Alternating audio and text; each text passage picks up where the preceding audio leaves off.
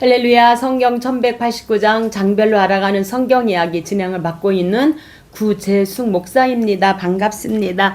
지난 시간에 이어서 누가복음 함께 해보도록 하겠습니다. 누가는 인자의 아들로 오신 예수님을 소개하고 있습니다. 마태복음은 왕으로 오신 예수님을 마태가 소개하고, 마가복음은 종으로 오신 예수님을 마가, 요한이 소개합니다. 요한복음은 하나님의 아들로 오신 예수님을 소개하고 있습니다. 지난 시간에 이어서 누가복음 12장 함께 하도록 하겠습니다. 12장은 어리석은 부자입니다. 예수님에 대한 반대자들의 적대감이 고조되자 제자들에게도 위협이 되고 있었습니다. 그러므로 예수님께서는 여기서 제자도의 그런 본질과 성부의 보호를 상기시킴으로 그들을 위로하고 있습니다. 어리석은 부자 비유와 종의 비유도 결국은 다가오는 재난에 대비하는 제자로서의 삶을 살 것을 예수님께서 촉구하고 있는 말씀입니다. 16절입니다. 성경 가지고 계신 분은 저와 함께 성경을 찾아가면서 함께 은혜 나누면 좋겠습니다. 16절부터 어리석은 부자에 대해서 말씀합니다. 또 비유로 그들에게 말하여 이르시되, 한 부자가 밭에 소출이 풍성함에 심중에 생각하여 이르되, 내가 이렇게 하리라. 내 곡간을 헐고 더 크게 짓고 내 모든 곡식과 물건을 거기 쌓아 두리라. 하나님은 이르시되, 어리석은 자여, 오늘 밤에 내 영혼을 도로 찾으리니 그러면 내 준비한 것이 누구의 것이 되겠느냐?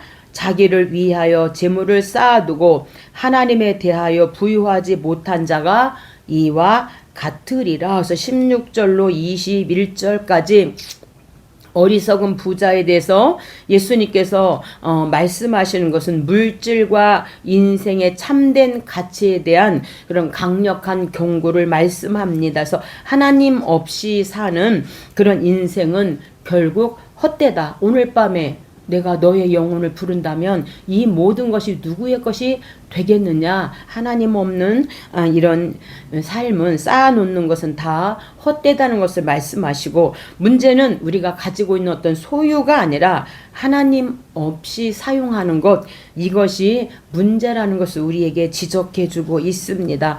진짜 우리가 부유한 것은 하나님 안에 하나님께 있음을 우리에게 말씀해 주고 있습니다. 35절부터는 종의 비유입니다. 35절입니다. 허리에 띠를 띠고 등불을 켜고 서 있으라. 그래서 이 허리에 띠를 띠고 등불을 켜고 서 있으라는 것은 깨어 준비하는 신앙을 강조하고 있는 말씀입니다. 그래서 허리에 띠를 띠고는, 중동 집안의 그런 긴 옷은 일할 때 허리에 그런 띠를 띄어야 한답니다. 또한 띠를 띠는 것은 여행을 위한 준비의 표시이고 봉사의 표시임을 또한 우리에게 말씀해 주고 있습니다. 36절, 너희는 마치 그 주인이 혼인집에서 돌아와 문을 두드리면 곧 열어주려고 기다리는 사람과 같이 되라. 그래서 주인을 기다리는 종의 자세는 재림을 준비하는 신앙을 구체적으로 보여주고 있는 말씀이고, 이 당시의 혼인집은, 유대 혼인잔치는 대개 한밤중에 거행되었기 때문에 손님들이 돌아가는 시간은 새벽 약 2시가 지나는 것이 보통이었다고 합니다. 그때까지 종들은 주인을 기다려야만 했고, 그리고 그 주인이 돌아오는 시각도 혼인에 따르는 그 여홍에 따라 불확실했기 때문에 이것을 통하여서 우리가 재림을 준비하는 그런 신앙을 구체적으로 우리에게 보여주고 있습니다. 37절입니다. 주인이 와서 깨어있는 것을 보면 그 종들은 복이 있으리로다. 내가 진실로 너희에게 이르노니 주인이 띠를 띠고 그 종들을 자리에 앉히고 나와 수종 들리라. 그러므로 너희도 준비하고 있으라. 생각하지 않은 때에 인자가 오리라 하시니라. 41절, 베드로가 여짜오되, 주께서 이 비유를 우리에게 하심이니까, 모든 사람에게 하심이니까, 베드로가 지금 무슨 우리에게만 하시는 말씀입니까? 아니면 모든 사람에게 하시는 말씀입니까? 라고 질문했을 때에 예수님은 깨어 있음을 지금 비유가 누구를 위한 것인가를 지금 묻는 중요한 전환점으로 말씀은 모두에게 이 주어지는 말씀으로 우리에게 적용되어지고 있습니다. 베드로와 그 제자들뿐만 아니라 모두에게 적용되어지는데 깨어 있으라, 준비하고 있으라, 생각지 않은 데에 인자가 오리라 이렇게 말씀합니다. 42절 주께서 이르시되 지혜 있고 진실한 청지기가 되어 주인에게 그 집 종들을 맡아 때를 따라 양식을 나누어 줄 자가 누구냐. 그래서 이 양식을 나누어 줄 자가 누구냐는 청지기의 임무 중 하나가 주인의 그 재산 및 곳간을 관리하는 일이었다고 합니다. 오늘 저와 여러분도 이제 인자가 오기 전까지 우리에게 맡겨진 청지기의 사명을 우리가 잘 감당해서 생명의 말씀, 생명의 양식을 우리가 나눠주는 복음 전도에 힘쓰면 좋겠습니다. 13장입니다. 13장은 회개를 말씀하고 있는데 갈릴리 사람들의 피와 실로암 망대를 통하여 우리에게 회개를 요구하고 있습니다. 죄의 많고 적음은 문제되지 않습니다. 회개하지 않는 모든 죄는 하나님의 심판 아래 있을 뿐인데 이 주제가 무화과 나무의 저주까지 연속되고 있습니다. 한편 주님은 유대인들의 반대를 예상했음에도 불구하고 굳이 안식일을 택하여서 병자들을 치유하신 것은 이제 그들과의 결전이 더 이상 미룰 수 없는 그런 시점에 이르렀음을 암시하고 있습니다. 1절부터 갈릴리 사람들의 피죠. 그때 마침 두어 사람이 와서 빌라도가 어떤 갈릴리 사람들의 피를 그들의 제물에 섞은 일로 예수께 아뢰니 대답하여 이르시되 너희는 이 갈릴리 사람들이 이같이 해 받음으로 다른 모든 갈릴리 사람보다 죄가 더 있는 줄 아느냐? 너희도 만일 회개하지 아니하면 다 이와 같이 망하리라. 그래서 이 말씀은 사람들이 흔히 갖는 그런 생각을 깨뜨리고 있습니다. 저 사람은 죄를 많이 지어서 저렇게 갈릴리 사람들의 피를 그 제물에 섞었다. 이렇게 죄를 많이 지었기 때문에 저런 일을 당한 거라고 우리가 생각할 수 있습니다. 그러나 예수님의 대답은 고난과 더 큰 죄 때문이 아니라 모든 사람에게 필요한 것은 회개다. 이 회개를 알려주고 우리에게 회개할 것을 우리에게 말씀해주는 그 말씀입니다. 4절부터는 실로암 망대에 무너지는 것이죠. 또 실로암 망대가 무너져 치여 죽은 18사람이 예루살렘에 거한 다른 모든 사람보다 죄가 더 있는 줄 아느냐? 너희도 만일 회개하지 아니하면 다 이와 같이 망하리라. 그래서 실로암 망대는 다윗 시대에 예루살렘에는 기온이란 샘 하나밖에 없었는데 그 후 히스기야가 땅굴을 뚫어서 기혼 샘물을 성 안으로 끌어들이고 실로암 저수지를 만들었는데 실로암 망대는 이 지역을 보호하기 위해서 건설되었는데 그 실로암 망대가 무너져서 18사람이 죽었다는 겁니다. 그래서 예수님은 앞에 그 빌라도 사건, 갈릴리 사람들의 피 사건에 이어서 이번에도 이 재난 사고, 망대 붕괴를 예를 들어서 사고에 의한 그런 비극으로 어떤 형태의 죽음이든지 죄의 크기, 그런 비교 기준이 아니라 오직 중요한 것은 갈릴리 사람들의 피와 실로암 망대 무너져서 죽는 것은 회개를 의미하고 우리도 회개하지 않으면 이 사람들과 같이 망하게 된다, 죽게 된다. 이것을 우리에게 회개를 요구하고 있는 말씀입니다. 14장은 큰 잔치인데 큰 잔치를 베풀어 놓고 사람들을 초대했더니 나는 밭을 샀어요. 나는 소를 샀어요. 나는 장가 들어서 못 갑니다. 이렇게 핑계를 대고 있는 14장 큰 잔치입니다. 잔치 비유는 신자가 갖추어야 할 겸손과 자선의 원리를 교훈하고 있습니다. 한편 큰 잔치 비유는 복음의 초청을 거부한 유대인들의 불신앙과 믿음으로 그것을 받아들인 자들, 이방인들이죠. 대한 축복을 대조시키고 있습니다. 제자의 조건을 설파한 부분에서는 철저한 준비성과 자기 부인을 강조하고 있습니다. 16절입니다. 이르시되 어떤 사람이 큰 잔치를 베풀고 많은 사람을 청하였더니 다 일치하게 사양하여 나는 밭을 샀음에 아무래도 나가 보아야 하겠으니 청컨대 나를 양해하도록 하라 하고, 또 한 사람은 나는 소 5겨리를 샀음에 시험하러 가니 청컨대 나를 양해하도록 하라 하고, 나는 장가 들었으니 그러므로 가지 못하겠노라. 그래서 밭소 장가, 밭을 샀고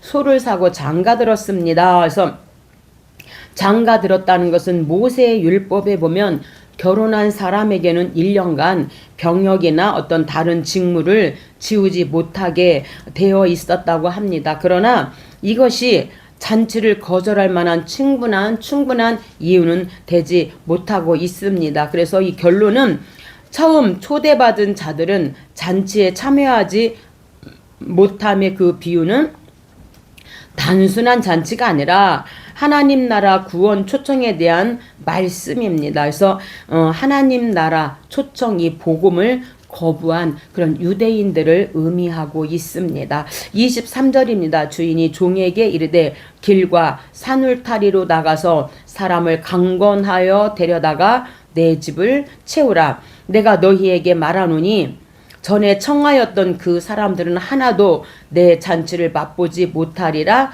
하시니라. 그래서 이 강건하여 내 집을 채우라는 것은 헬라어로 아남카소에서 폭력을 사용한 강제적 방법이 아니라 설득의 과정을 통한 방법으로 초대에 응하기를 간청하는 어떤 동양의 예법입니다. 인류의 구원을 위한 하나님의 강한 의지와 하나님의 그 사랑이 암시되어 있습니다. 그래서 초대받은 자는 바쁘고 여유 있는 사람들이고, 나중에 산을 타러 나가서 나중에 들어온 자는 가난하고 이런 소외된 사람입니다. 누가 자격이 있느냐가 아니라 누가 그 잔치에 응답하느냐가 중요하고, 오늘 저와 여러분 하나님이 부르실 때에 정말 온유한 주님의 음성을 듣고 그 음성에 응답하는 저와 여러분 되고 우리가 다 구원에 이르렀으면 좋겠습니다.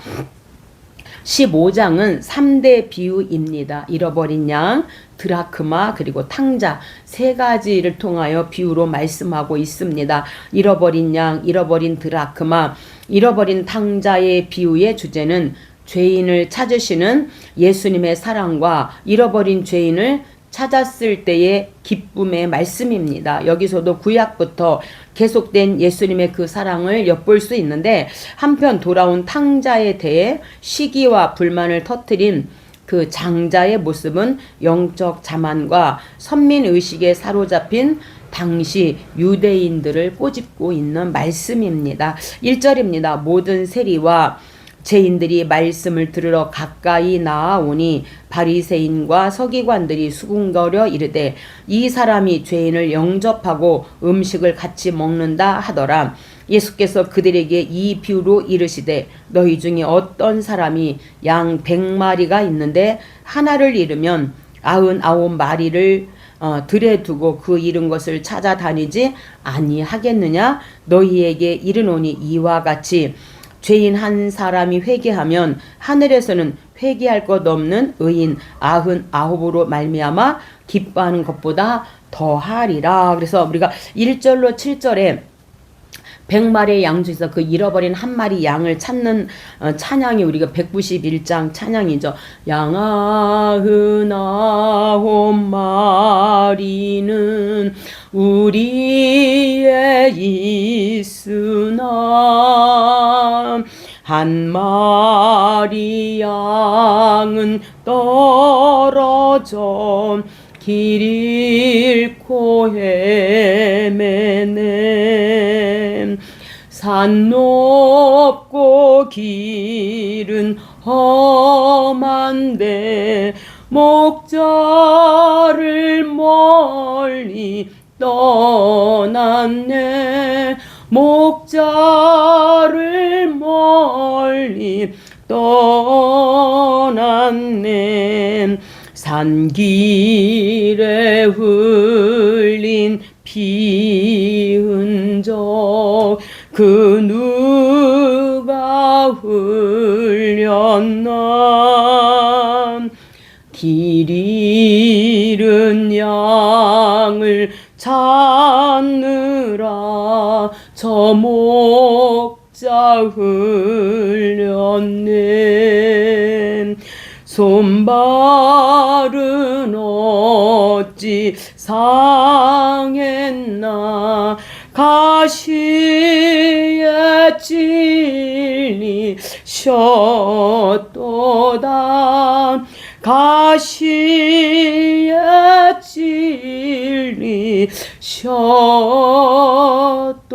찔리셨도다 그 한 마리 양을 우리 주님께서 찾기 위해서 산 높고 길은 험한 곳에 그 양을 찾아다니시다가 가시에 찔리시는 예수님의 그 십자가를 우리가 생각하게 되어지고 한 영혼을 얼마나 귀하게 여기시는 하나님 아버지의 그 사랑을 우리가 1절로 7절을 통해서 우리가 알 수가 있습니다. 8절부터는 잃어버린 드라크마입니다. 어떤 여자가 10 드라크마가 있는데 하나를 잃으면 등불을 켜고 집을 쓸며 찾아내기까지 부지런히 찾지 아니하겠느냐. 또 찾아낸즉 벗과 이웃을 불러 모으고 말하되 나와 함께 즐기자 잃은 드라크마를 찾아내었노라 하리라. 이와 같이 죄인 한 사람이 회개하면 하나님의 사자들 앞에 기쁨이 되느니라. 그래서 얼마나 그 한 영혼을 하나님께서 사랑하고 귀하게 여기시는지 우리가 말씀들을 통하여 알 수가 있습니다. 오늘 저와 여러분 잃어버린 그 한 영혼을 찾는 그 기쁨을 하나님은 얼마나 크게 여기시고 그래서 많은 사람을 옳은 대로 돌아오게 하는 자는 하늘의 별과 같이 빛날 것이다. 이렇게 다니엘서 12장에서 우리에게 말씀하시고 그 한 영혼을 찾기 위해 우리가 하나님 저가 여기 있습니다. 저를 사용하여 주옵소서. 이렇게 우리가 그 한 영혼을 찾는데 우리가 나아갔으면 좋겠습니다. 11절부터는 탕자에 대한 말씀입니다. 이르시되 어떤 사람에게 두 아들이 있는데 그 둘째가 아버지에게 말하되 재산 중에 내게 돌아올 분깃을 내게 주소서 하는지라. 아버지가 그 살림을 각각 나눠 주었더니 다 없앤 후 그 나라에 크게 흉년이 들어 그가 비로소 궁핍한지라. 내가 하늘과 아버지께 죄를 지었사오니 이제 일어나서 아버지께로 돌아가니라.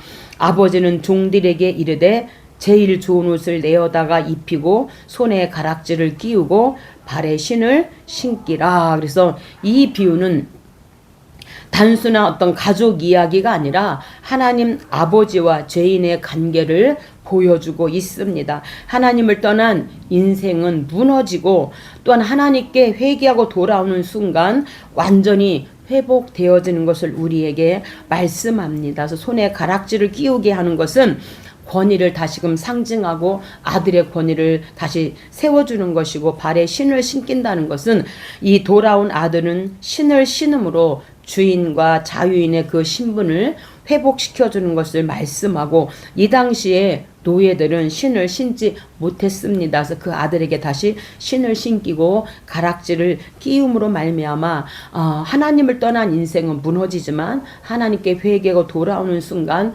완전히 회복되어짐에 대해서 우리에게 말씀하시고 이렇게 잃어버린 양 드라크마 이 탕자 사건을 통하여 하나님이 한 영혼을 그렇게 사랑하시고 그 한 영혼 때문에 하나밖에 없는 독생자 예수 그리스도를 십자가에서 대신 피 흘려 죽게 하신 그 하나님 아버지의 사랑을 우리가 알면 좋겠습니다. 16장입니다. 16장은 부자와 나사로입니다. 두 가지 비유와 바리새인에 대한 한 차례의 경고가 등장하고 있습니다. 전체적으로 재물을 현명하게 사용하는 방법에 대해 교훈하고 있는데 재물을 어떻게 다루고 대하느냐에 따라서 삶의 운명이 결정되어집니다. 이 같은 사실을 누구보다 정확히 간파하신 예수님은 미래의 삶과 영적인 삶을 위해서 재물을 선용할 것을 또한 우리에게 교훈해 주고 있습니다.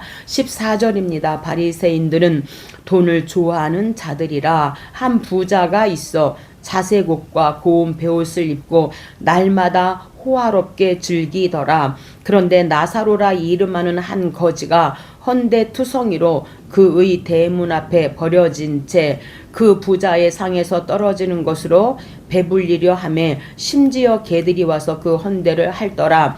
이에 그 거지가 죽어 천사들에게 받들려 아브라함의 품에 들어가고 부자도 죽어 장사되매 그가 음부에서 고통 중에 눈을 들어 멀리 아브라함과 그의 품에 있는 나사로를 보고 불러 이르되 아버지 아브라함이여 나사로를 보내어 그 손가락 끝에 물을 찍어 내 혀를 서늘하게 하소서. 내가 이 불꽃 가운데 괴로워하나이다. 25절 아브라함이 이르되 예 너는 살았을 때 좋은 것을 받았고 나사로는 고난을 받았으니 이것을 기억하라. 이제 그는 여기서 위로를 받고 너는 괴로움을 받느니라. 27절입니다. 그러면 아버지여 내 형제 5이 있으니 이 고통받는 곳에 오지 않게 하소서.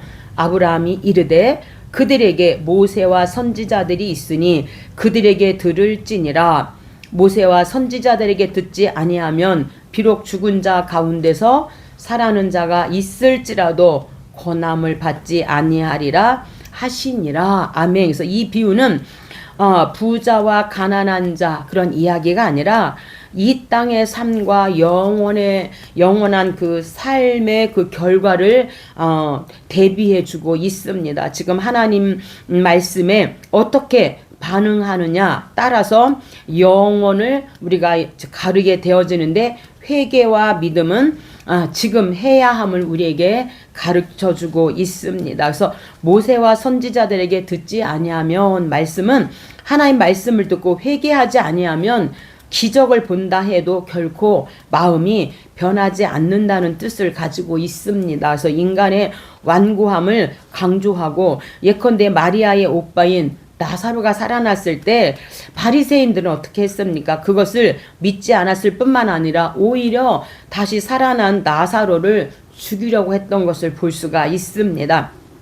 요한복음 12장 10절에 대제사장들이 나사로까지 죽이려고 모의하니 살아났는데도 믿지 않는 겁니다. 그래서 이렇게 살아났 그 나사로가 이 땅에 와서 복음 전할지라도 그들은 믿지 않을 것이다. 그러니 현재 여기 있는 우리 선지자들을 통하 우리 복음 전하는 사람들을 통하여 믿도록 하라고 이렇게 말씀하고 있습니다. 여기에서 아브라함의 품은 유대인은 낙원으로 인식을 했고 아브라함은 낙원의 중심 인물이었음을 말씀해 주고 있습니다. 그렇다면 부자의 죄는 무엇인가? 자신의 부유함을 자신 즐기는 데만 사용했어요. 14절과 19절에 보면 어려운 이웃에 대하여 무관심했고 그래서 자기 그 집에서 걸식하는 그 나사로 헌데를 앓으며 그 고통 가운데는 나사로를 모른 척 했다는 거죠. 무관심했다는 거죠. 그리고 하나님 말씀을 전혀 안 듣고 순종을 하지 않습니다. 그래서 하나님 믿지 않은 29절로 31절까지 하나님 믿지 않은 죄입니다. 그래서 우리가 반드시 믿음으로 가는 나라 하나님 나라 우리가 돈으로도 못 가요 하나님 나라 오직 믿음으로 가는 나라가 하나님 나라입니다. 우리가 이 땅에서 아무리 부자로 돈이 많다 할지라도 하나님 믿지 않으면 갈 수 없는 나라가 바로 하나님 나라고 믿음으로 가는 나라가 바로 하나님 나라입니다. 예수 믿고 우리가 다 천국에서 만났으면 좋겠습니다. 17장입니다. 17장은 감사에 대해서 말씀합니다. 17장은 예수님의 베레아 사역 말개 행적을 그리고 있습니다. 여기서 예수님은 제자의 생활 원리 그리고 믿음의 위력, 재림의 시기 등의 주제들로 교훈하고 있습니다. 이 같은 말씀은 교묘하게 복음 사역에 매진하도록 제자들을 격려하기 위한 말씀입니다. 한편 나병 환자 10명의 나병 환자 치유 사건은 예수님의 메시아적 권능과 치료받은 자가 보인 은혜와 감사의 태도를 강조하고 있습니다. 11절입니다. 예수께서 예루살렘으로 가실 때에 사마리아와 갈릴리 사이에 지나가시다가 한 마을에 들어가시니 나병 환자 10명이 예수를 만나 멀리 서서 소리를 높여 예수 선생님이여 우리를 불쌍히 여기소서 보시고 이르시되 가서 제사장들에게 너희 몸을 보이라. 그들이 가다가 깨끗함을 받은지라. 그 중에 한 사람이 자기가 나은 것을 보고 큰 소리로 하나님께 영광을 돌리며 돌아와 예수의 발 아래 엎드려 감사하니 그는 사마리아 사람이라. 17절 그 아홉은 어디 있느냐. 그래서 이 사마리아는 북이스라엘이죠. 그래서 이방인입니다. 근데 이방인인 그 사마리아 한 사람만 예수님께 돌아와서 감사하고 그 고침받은 9명은 이제 감사하지 않고 이제 자기들의 제사장에게 자기들의 몸을 보이고 감사하지 않는, 그래서 인간의 그런 죄성과 악성을 우리들에게 보여주고 있습니다. 그래서 이 사건은 단순한 어떤 치유 사건이 아니라 은혜에 대한 사람들의 그 반응을 보여주고 있습니다. 그래서 은혜를 받는 것보다 우리가 하나님 앞에 감사로 하나님 앞에 감사를 드리고 하나님께 돌아오는 것이 더 중요함을 우리에게 말씀합니다. 그 전에 많은 신앙생활 하면서 고침받고 하나님의 은혜를 받았음에도 불구하고 하나님이 고쳐줬으니까 내가 3년 나아주면 되죠 뭐 이러고 3년만 교회 나오시는 분도 계시고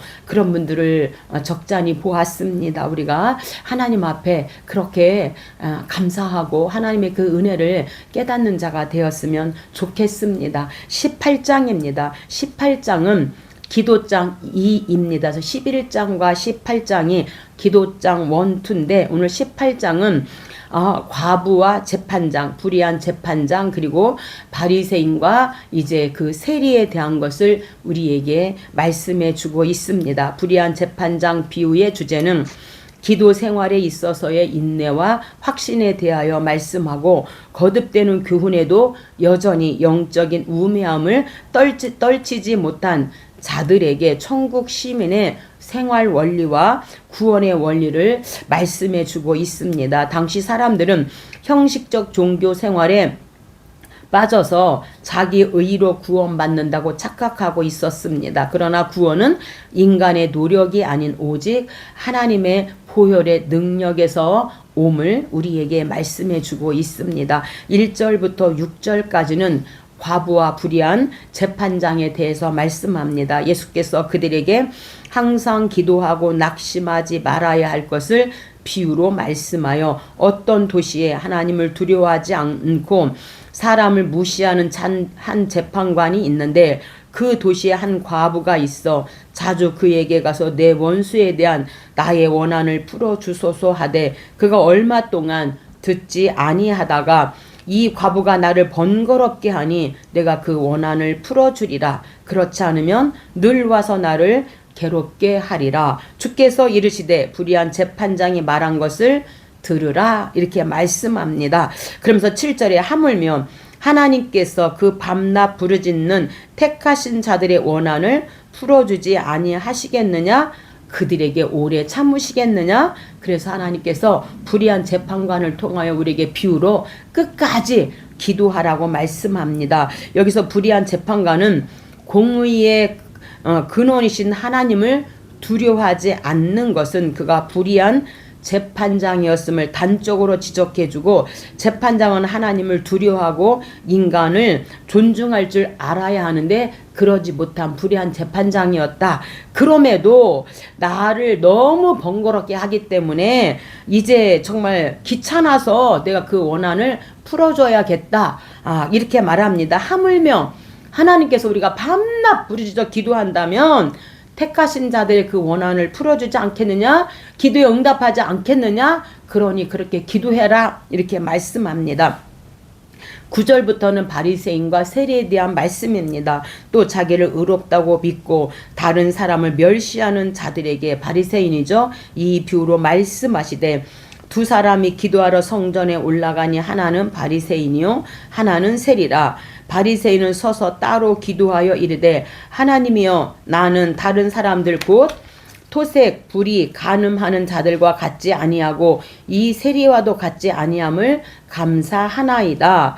나는 일해에 2번씩 금식하고 또 소득의 11조를 드리나이다. 그래서 이 바리새인들은 소득의 11조, 다른 유대인들은 소출의 10분의 1, 11조를 드렸는데 바리새인들은 모든 소득의 11조를 드렸다고 합니다. 그들은 인간에 대한 사랑은 없이 오히려 그들을 멸시하면서도 이러한 종교적 의무를 수행한 것을 하나님 앞에 자랑하고 매주 2번씩 월요일과 목요일에 나라와 민족을 해서 우리는 금식하고 전체 소득의 10분의 1을 나는 11조를 드리는 나는 이런 사람입니다. 이렇게 큰 거리에 나가서 그렇게 그들이 기도했다는 것입니다. 13절 세리는 멀리 서서 감히 눈을 들어 하늘을 쳐다보지도 못하고 다만 가슴을 치며 이르되 하나님이여 불쌍히 여기소서 나는 죄인이로소이다 하였나이다. 그래서